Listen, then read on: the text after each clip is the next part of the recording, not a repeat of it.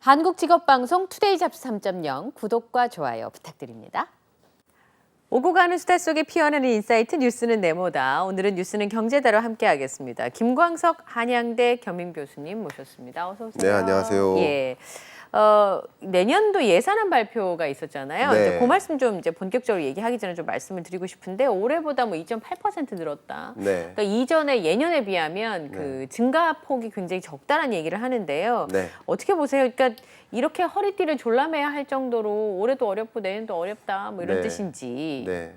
일단 그 내년도 경제정책 방향에 있어서 예. 뭐 긍정과 부정을 함께 말씀드려 보도록 하겠습니다. 긍정적인 건 어쨌든 지금 물가가 안 잡혔기 때문에 네.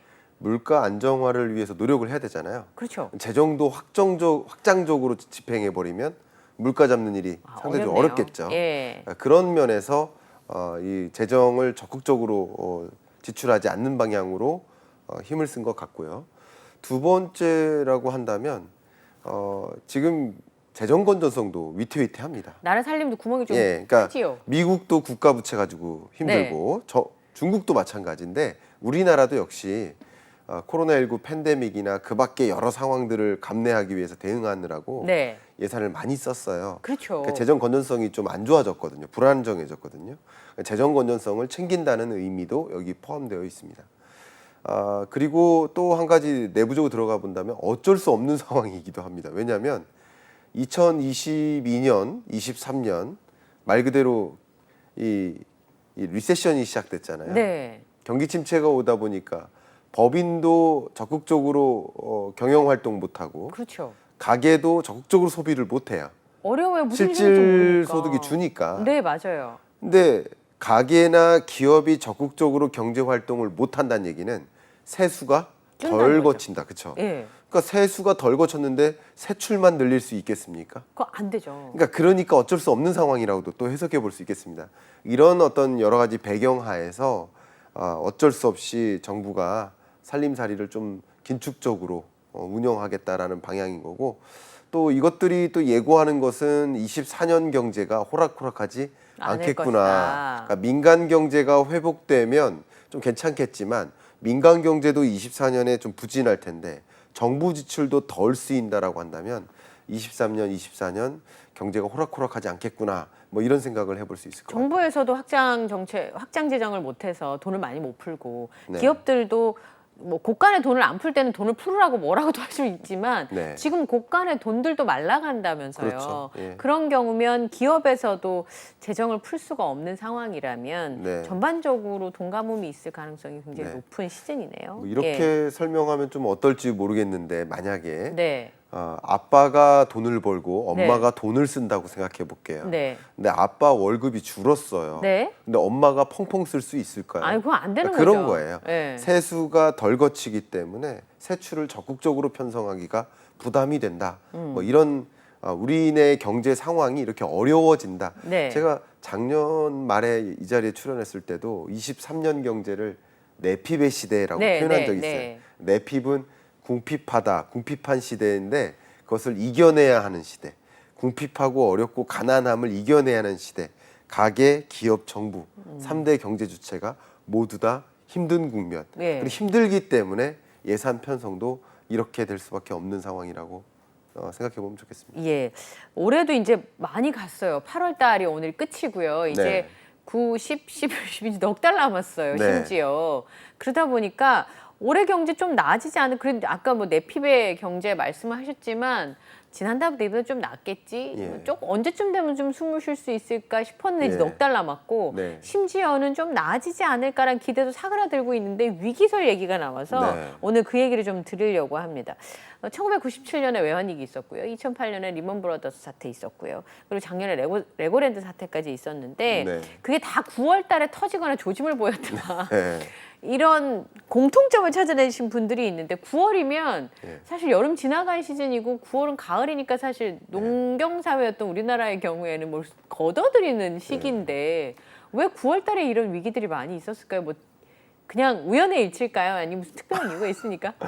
예, 특별한 이유 없이 9월에 사태 있었던 것만 모아놓은 것 같습니다. 아, 그렇습니까? 저는 그렇게 답변 드리고요. 예. 예를 들면 예. 올해 초에도 SBB 사태 있었고요. 아, 그러네요, 진짜. 지지난 8월 달에는 헝다 사태 있었고요. 뭐 사태를 꼽자면 새마을금고 사태는 뭐 여름에 있었고요. 그렇습니다. 사태들을 꼽자면 9월이 아닌 때에도 많습니다. 네. 근데 굳이 9월에 있었던 사태들을 모아서 9월에 위기 오는 거 아니야 이렇게 표현하는 것 같은데 꼭 그렇지만은 않다라고 저는 생각을 하고 있습니다. 예, 경제 주체들이 항상 위기에 대해서 그러니까 살면서 이게 뒤통수 맞을까봐 네. 그 우려하는 마음들이 있잖아요. 그러다 맞아요. 보니까 조금만 조짐이 나빠도 혹시 이거 IMF 때처럼 큰 위기가 오지 않을까 이런 두려움들을 갖게 되는 것 맞아요. 같아요. 네. 근데 지금 전체적으로 세계 경제의 가장 큰 양측이라 그러면 중국하고 미국을 들 수가 있을 텐데 네. 이 9월 위기설 나오는 부분 중에 하나가 이 중국과 미국입니다.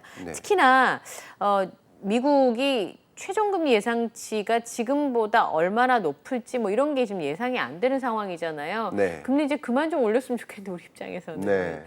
조금은 더 올릴 수도 있다는 얘기도 있어가지고. 네, 맞습니다. 뭐 금리가 더 이상 올라가지 않았으면 좋겠다라고 그건 제 생각하시는 분들이 반 정도 되시고요. 네. 금리 당연히 더 올려야 된다고 생각하시는 분들이 또 반 정도 됐어요. 이게 약간 이해관계에 따라서 마치 이념화되는 모습도 좀 벌어지고 있습니다. 특히 집을 보유한 자는 금리 안 올렸으면 좋겠다. 그렇죠. 근데 집을 보유하지 못한 자는 금리 좀 더 많이 올려서 네. 한국은행 뭐 하냐. 네. 금리 더 많이 올려서 집값 좀 떨어뜨려라. 이렇게 이념화되고 이해관계화 되는 것 같아요. 네. 근데 미국 기준금리를 가지고 먼저 말씀드려 본다면 네.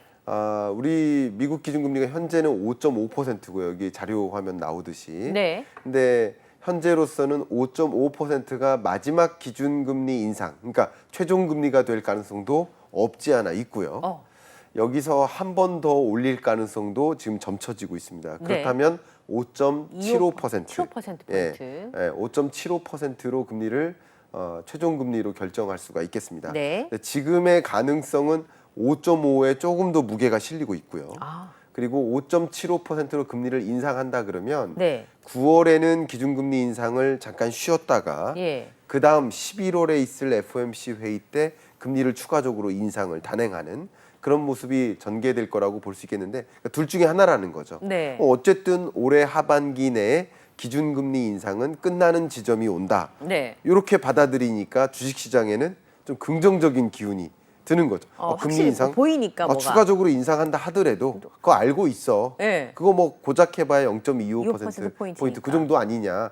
우리 지금 올린 거 보면은 5.25% 포인트나 올렸는데 네. 0.25% 포인트 올린다 한들 이렇게 받아들이면서 예. 주식시장은 다시 긍정적인 기운. 물론 최근에 중국발 사태 때문에 이 주식시장이 또 부정적인 하방 압력을 받았긴 했지만 또 이 중국 헝다 사태나 이런 것들이 장기화되는 또 네. 중국발 뭐 경제 위기급 그런 폭풍은 안 온다라고 또 받아들이면서 다시 주가에 좀 긍정적인 기운이 들고 있는데요. 네. 추가적인 금리 인상 여부는 어쨌든 오늘 밤에 발표되는 오늘 밤 9시 반에 한국 시간으로 네. 미국 PCE 물가 발표가 나옵니다. 네. 그리고 PCE 물가 발표를 보고서 물가가 생각보다 빨리 잡히네. 특히 근원 물가예요. 네. 근원 물가가 빨리 잡히고 있네. 네. 라고 인정할 거면 금리 인상 끝났다라고 더 기대하실 거고요. 예. 많은 대중들이. 근데 오늘 발표되는 PCE를 보면서 근원 물가가 또 올라가고 있네. 안 잡히고 또 올라가고 있네.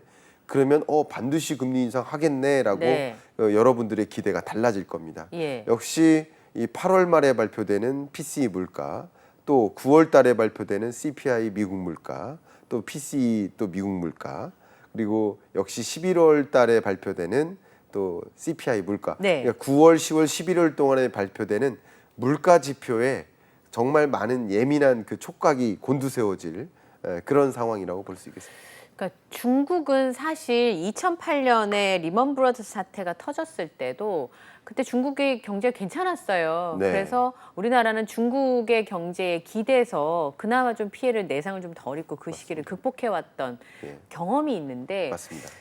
근데 요즘 중국이 심상치가 않은 게 네. 뭐 경제 성장률 8%, 7%가 당연하던 시절도 있었습니다만 네. 중국이 일본처럼 잃어버린 20년, 잃어버린 10년의 리세션이 오지 않나 걱정이 네. 좀 되거든요. 그러면 네. 중국에도 수출을 많이 하는 지금 좀 줄긴 했었어도 네. 우리나라에서 중국에 수출을 많이 하니까 그럼 우리도 같이 침체를 겪는 거 아닐까? 네. 네.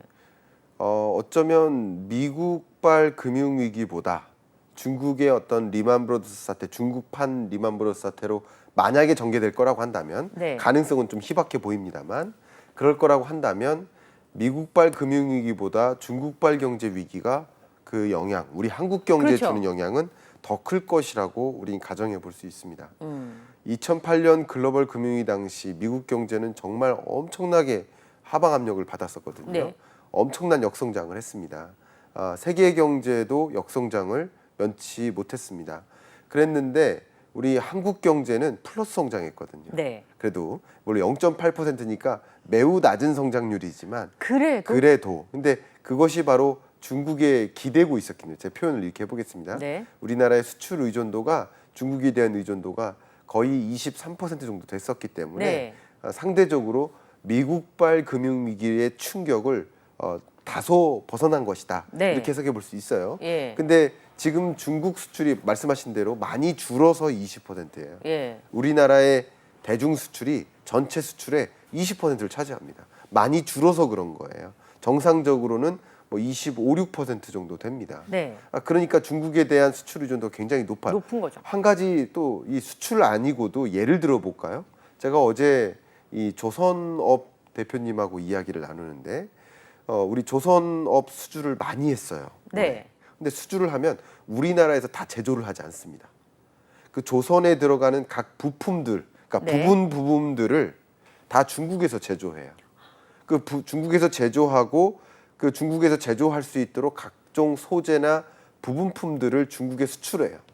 그리고 그 부분들을 그렇죠. 다시 한국으로 가져와 수입으로 네. 합니다. 그리고 완제품을 한국에서 제조를 해요. 네. 그것을 또 다른 나라에 수출하거나 우리나라에서 쓰거나 네. 뭐 이런 것들이에요.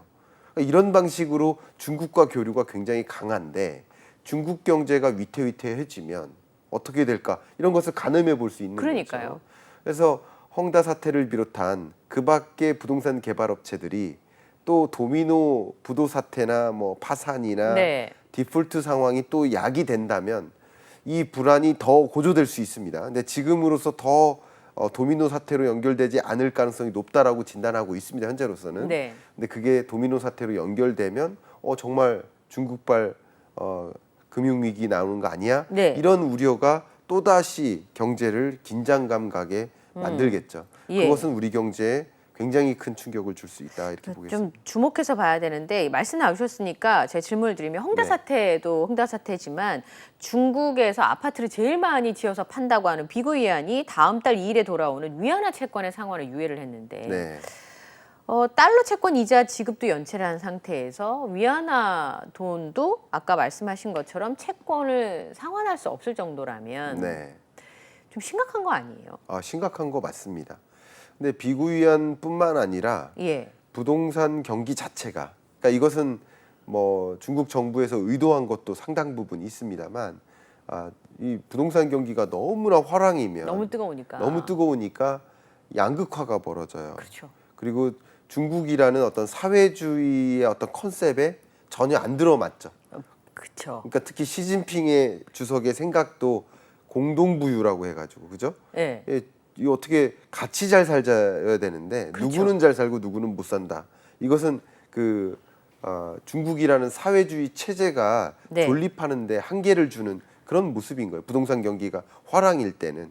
그러니까 부동산 경기를 억누른 거죠. 여러 그렇죠. 각종 규제를 도입해가지고 네. 유동성 공급을 차단하고 그런 방식으로 규제를 도입해서 부동산 경기가 침체됐기 때문에 네. 비구이안뿐만 아니라 약 100여 개의 부동산 개발 업체들이 같은 환경에 놓여 있는 거죠. 그러네요. 예, 부동산 경기가 침체됐으니까. 그러니까 비구이안뿐만 아니라 다른 부동산 개발 업체들에게도 어떤 지금 뭐 재정 건전성이라든가 네. 유동성이라든가 네. 이런 문제가 같은 환경에 처해 있는 건 사실이고요. 그렇기 때문에 부동산 경기나 규제나 이런 유동성 공급이나 이런 어떤 대응 전략을 충분히 마련하지 않으면 연쇄 도미노 사태가 올 수 있습니다. 그러나 그런 것들을 대응하기 위한 체제도 같이 마련하고요. 예. 어느 정도 부동산 경기 침체를 만들고 또 많은 민간 부동산 개발 업체들을 국유화해 나가는 과정에서 국유화하려고 합니다. 예. 그게 큰 그림이라고 생각하는 경향도 좀 강합니다. 예. 국유화하는 거. 아, 그러면 좀 상황이 다르네요. 그 의도라는 거죠. 예. 상당 부분 의도가 이미 있고요. 예. 그런 것을 생각해 본다면 이게 중국의 어떤 금융위기 네. 시나리오는 두 가지잖아요. 뭐 시스템적 리스크로 크게 붕괴되다시피 일어나거나 네. 아니면 두 번째는 이런 불안 상황이 중국 경제를 더 하방 압력을 주거나 네. 그러니까 저성장 고착화하거나 두 가지 시나리오밖에 없는데 네. 이 1번 시스템적 붕괴로 보지는 않아요. 아, 그렇겠네요. 의도했고 진짜. 이미 알고 있기 때문에 네. 중국의 외환 보유고 규모를 고려한다면 이게 만약에 위기로 전개되면 그 중국의 체제 존립에도 좀 어려움을 줍니다. 그렇겠죠, 당연히. 시진핑 주석 입장에서 당연히 그런 상황을 가도록 그냥 내버려 두지는 않을 거라고 보고 있어요. 그렇기 때문에 이런 금융 불안이나 부동산 불안 이런 것들이 경제에 추가적인 하방 압력을 줘서 경제가 뚜렷하게 성장하는데 방해를 두는 원래부터 14%의 고성장 국가에서 올해는 5.2%, 네. 내년에는 뭐 4.5% 이렇게 하향 안정화되고 있는데 이 하향 안정화 추세를 더 평행 이동시키죠. 네. 선을 이렇게 평행 이동시키는 그런 압력에 해당할 것이라고 현재로서는 이렇게 추정을 하고 있습니다. 부동산이 중국 경제 전체의 20%가 넘는 비중을 차지하고 있는 굉장히 큰 산업인데 네. 시진핑 주석이 살리자고 마음을 먹으면 비구이안 하나 정도는 살릴 수 있다는 거잖아요. 지금 이제 교수님 말씀하신 너무 대로 좋은 보면. 말씀하셨습니다. 그럼에도 불구하고 그냥 둬봐. 지금 시진핑 주석이 정치적으로 가야 할 방향과 배치되는 측면이 있으니까 근데 정말 중국 경제에 큰 영향을 주고 네. 그 인민들한테 영향을 많이 주겠다라고 시진핑 주석이 판단을 한다면 어떤 조치든 취해서 살릴 수 있는 상황이니까. 그렇죠. 그러니까 미국이나 우리나라처럼 부동산 사태가 막 크게 터지면 금융권이 연쇄 도산하고 이런 일까지는 가지 않을 것이다. 그렇죠. 예. 지금 말씀해 주신 거 너무 중요한 말씀해 주셨는데 물론 이제 전문가마다 어디까지를 이 부동산 관련 산업이라고 구분할 것이냐, 그쵸, 그것도 정의할 그렇네요. 것이냐에 따라서 그 비중이 좀 차이가 있습니다만 그 협의의 부동산 개발업으로 한다면 약 12, 13%. 네. 이것도 어마어마한 겁니다. 그렇죠. 중국 경제 언제 크니까. 중국 경제에서 12, 13%가 부동산 관련업이다. 네. 굉장히 큰 겁니다. 근데 이걸 광의로 해석한다면 약 28%까지 이렇게 네. 보고 있습니다. 12%냐 28%냐 그게 중요한 건 아니고요. 예. 한번 부동산 업을 생각해 보면 아파트 하나가 분양된다, 거래된다. 네. 그러면 그 아파트를 건설하는 건설업뿐만 아니라 네. 전후방 밸류체인을 생각해 보세요. 예. 아파트 하나에 들어가는 시멘트의 양, 그렇죠. 철근의 양, 네. 혹은 뭐 나무나 각종 소재의 양, 페인트의 양, 네. 벽지의 양 생각해 보세요. 예. 그리고 웬만한 건설업 같은 경우, 아파트 건설업 같은 경우 거기에 상당 부분의 그 전선, 네. 그러니까 구리 이런 것들, 전선의 양, 통신 케이블의 양, 또 많은 가전들이 빌트인 되어 있잖아요. 요즘에는. 네. 뭐 그런 것들까지 다 생각해 보면 이게 단순히 부동산 업으로만 볼 것이냐, 부동산 관련업으로 볼 것이냐. 저는 아파트 매매 거래가 하나 일어나면 적어도 이 중국집에 짜장면 하나라도 더 판매된다. 그럼요. 저는 이런 표현을 쓰거든요. 표현을 그럼요, 그렇게 쓰는 그럼요. 겁니다. 예. 인테리어업이라든가, 그렇죠. 부동산 중개업이라든가, 네. 각종 이사 관련 서비스업이라든가 여러 관련 산업에 있어서 부동산 매매 거래 자체는 그 나라 경제에 굉장한 정말 지대한 영향을 미칠 수밖에 없어요. 네. 근데 그런 산업이 그냥 이렇게 가격, 부동산 매매 가격을 떨어뜨려서 네. 양극화를 해소하기 위한 이게 큰 그림이었다고 볼 수 있어요. 네. 그리고 그런 과정에서 일정 부분의 부동산 개발업체들을 국유화하는 것까지도 큰 그림이었다고 볼 수 있어요. 근데 이것을 가지고 중국 시장이 붕괴되거나 네. 다른 여러 산업에게까지 큰 영향을 줘서 중국의 청년 실업률을 22% 정도까지 끌어올리는 이게 큰 그림이었다고 볼 수는 없죠. 네. 그러니까 이 정도 부분 어디까지는 분명 의도였고 네. 어디까지는 의도를 벗어난 실수였다고 저는 생각을 합니다. 그러니까 그 실수를 감당하고 싶지는 않을 거예요. 네. 그러니까 의도만 명확하게 이루고 싶을 거예요. 네. 그 시진핑의 마음을 한번 생각해 보자는 거죠. 예. 그런 관점에서 이런 시스템적 붕괴로까지 가져오지는 않고요. 네. 어느 정도 조치를 취해서 이런 여러 가지 문제들은 좀 해소하고 실수에 해당되는 부분들은 해소하고 의도에 해당되는 부분만 부합하게 움직여 나가지 않을까 이렇게 생각을 하고 있습니다. 중국 경제가 굉장히 화랑이기도 하고 규모가 원체 크기 때문에 네. 그 성장의 부분만 초점이 맞춰져 있지만 그늘도 굉장히 큰 거잖아요. 중국 경제는. 그 중에 하나가 중국의 숨은 부채가 많다는 건데 이 숨은 부채라는 건 이런 거죠.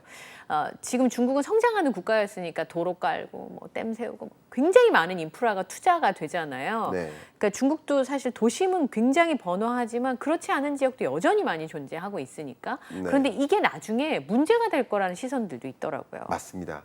앞에 말씀드렸었던 것처럼 뭐 시진핑 주석의 큰 그림 중에 하나도 언제까지 도로 짓고 네. 다리 짓고 댐 짓고 인프라 건설해서 언제까지 그걸로 성장할 텐가 네. 이런 본질적인 중국 경제 구조에 대한 질문을 던졌을 겁니다. 예. 던졌습니다. 그래서 그것에 대응하기 위한 중국 정부의 방향성을 소위 신창타이, 신창타이로 뉴노멀 정책인 거예요. 뉴노멀. 네. 뉴노멀인 거예요.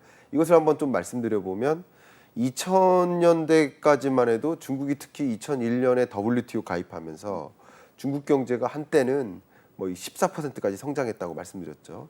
그래서 2000년대까지 그리고 2010년대 전까지만 해도 금융위기 전까지만 해도 중국 경제 성장률이 14%라고 말씀드렸는데 한때 최고점이. 네. 근데 그 중국 경제 성장률을 상회하는 게 수출 증가율이에요. 그러니까 중국 경제가 뭘로 성장했느냐? 네. 수출을 통해 성장한 거예요. 그리고 내수는 뭐를 통해 성장한 거냐? 네. 바로 건설업을 통해서 부동산 개발업을 통해 성장한 거예요. 양축이네요. 이게 양축입니다. 근데 중국 경제가 2010년대 이후로 성장세가 많이 둔화되기 시작했고 이제 한 자릿수로 성장하기 시작했고 네. 그리고 최근에는 6%, 5%대로 떨어진 거예요. 네. 근데 이 2010년대 이후를 보면 중국 경제 성장률보다 수출 증가율이 하회합니다. 아, 그래요? 예. 그러니까 수출로 성장하는 게 아니라 내수로 성장하는 체제로 바뀌는 거예요. 근데 이 내수로 성장하는 데 있어서 떠받쳐준 것이 바로 인프라 건설 산업인 거예요. 이 두 가지 양대축인데 언제까지 수출로만 성장할 거냐? 네. 언제까지 인프라 건설업으로만 성장할 거냐? 네. 다른 성장 모델이 필요하다. 그렇죠. 라는 것이 바로 신창타이라는 거죠. 그래서 수출이 아니라 내수 중심으로 성장하자. 우리도 미국처럼 소비 중심으로 성장하자. 네. 기업들이 적극적으로 투자하는 신산업으로 진출하는 그런 방향으로 성장하자. 성장 모델을 바꿔가는 거라고 볼 수 있겠고요. 성장 모델을 바꾼다면 첫 번째는 고속 성장이 아니라 중속 성장. 네. 10%대 성장이 아니라 5%대의 중속 성장. 오. 중속 성장 5%도 어마어마한 겁니다. 크죠, 5% 사실. 이상 성장하는 나라 거의 없습니다. 인도, 인도네시아 이런 나라들 빼고는 거의 없습니다.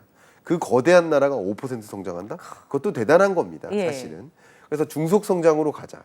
두 번째는 수출 중심에서 내수 중심으로 가자. 네. 세 번째는 저부가가치 산업에서 고부가가치 산업 중심으로 가자. 네. 첨단 산업 중심으로 가자. 그쵸. 이게 바로 신창타이예요. 네. 중국 경제를 그런 쪽으로 가져가자라는 거고 원래 큰 그림 속에서 부동산 개발업이 아닌 신산업, 첨단 산업 중심으로 가자. 우리도 반도체하고 인공지능 가자. 이런 네. 뜻입니다.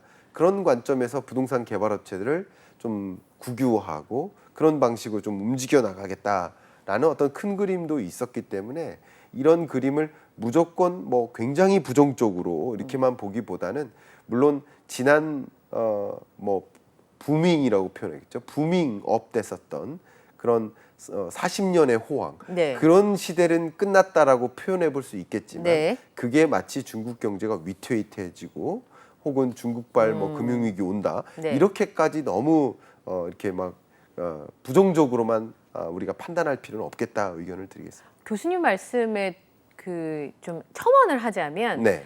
중국에서 대출 금리를 어떻게 조정하는지를 보면 이게 의도된 것인지 아니면 의도되지 않고 터진 것인지를 좀 가늠할 수 있는 게 대출 금리를 푹 내려줄 줄 알았거든요. 네. 이렇게 부동산이 이제 어려워졌으니까 그렇죠. 푹 내려줄 줄 알았는데 안 내려준대요. 많이 그럼요. 생각보다. 네, 그럼요. 네. 대출 금리를 크게 내려주면 의도했던 대로 부동산 매매 가격을 떨어뜨려 왔는데 네. 다시 올려놓을 수 그렇잖아요. 있겠다라는 걱정이 드니까 네. 못하는 거라고 볼 수 있고요. 또 앞에 막 방금 전에 주셨던 질문도 LGFB라고 해가지고 네. 지방 정부도 이제 부채 문제 심각하게 놓여져 있습니다. 그걸 숨겨진 부채라고 보통 네.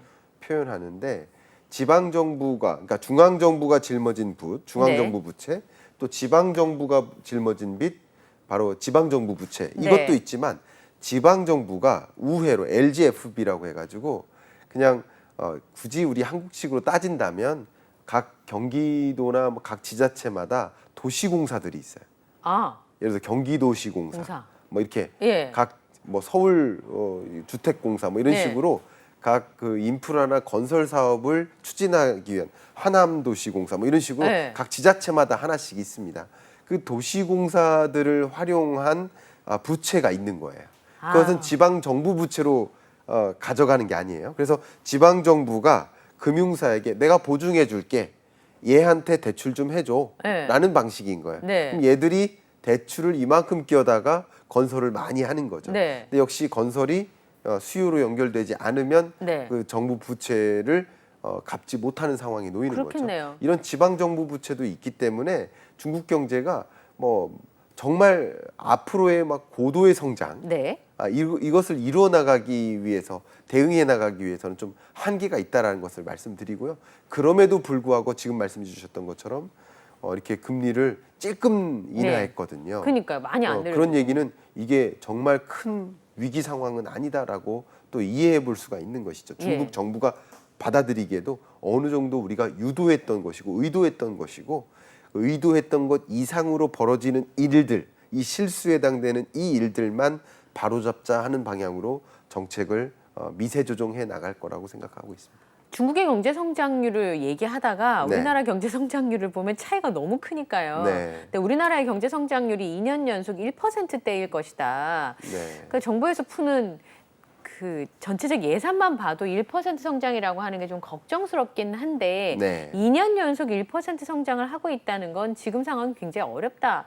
근데 앞으로도 이거보다 좀 나아질 수 있을까? 네. 두 가지 의문이 들거든요. 예, 현재 우리 한국 경제 성장률을 한국은행의 전망으로만 따진다, 혹은 IMF의 전망으로만 네. 따진다면 올해 성장률을 대략 1.4%, 4%. 내년 성장률을 대략 2.12%, 요 정도로 보고 있습니다. 근데 물론 향후에 24년 경제도 아직 안 왔고 네. 24년 상반기, 하반기 내내 또 어떤 부정적인 하방 압력들이 작용하느냐에 따라서 네. 또 중국 경제가 실제 얼마나 더 꼬꾸라지느냐에 따라서 네. 그만큼 우리 경제에 미친 영향이 있기 때문에 과연 2%대 성장률을 그러니까요. 담보할 수 있을까 하는 의문들을 많이 갖고 계실 겁니다. 네, 그렇게 된다면 2%도 채 안 되는 성장률을 맞이할 수 있을 것이고, 그러면 이게 무슨 의미냐면요. 2022년 경제에 비해서 2023년은 고작 1.4% 성장하는 거야. 네. 라고 했는데 22년은 나름 괜찮았거든요. 근데 그때랑 비교해서 1% 성장하는 것과 23년 경제는 정말 지독하게 안 좋은 경제였다라고 하는 그 경제보다 고작 1%대 성장하는 것은 엄연히 다릅니다. 다르죠. 그러니까 우리가 체감하기로는 더 안 좋은 경제인 거예요. 그러니까 90점 맞던 친구가 95점 되는 거랑 그 50점 맞던 애가 51점 되는 거랑은 다른 거잖아요. 완전히 다르죠. 네. 완전히 다른 것이고요. 그래서 그냥 너무 좋은 그 비유를 주셨는데 그 비유를 제가 이렇게 말씀드릴게요. 사과 농부가 네. 농사를 짓는데 매년 100상자씩 수확이 있었어요. 근데 올해는 수확량이 50상자예요. 네. 쫄딱 망했어요. 올해 경제가 그러니까요. 네. 지독하게 어려운 경제. 어려우니까. 근데 올해 경제보다는 좋아져요. 예. 근데 60상자예요.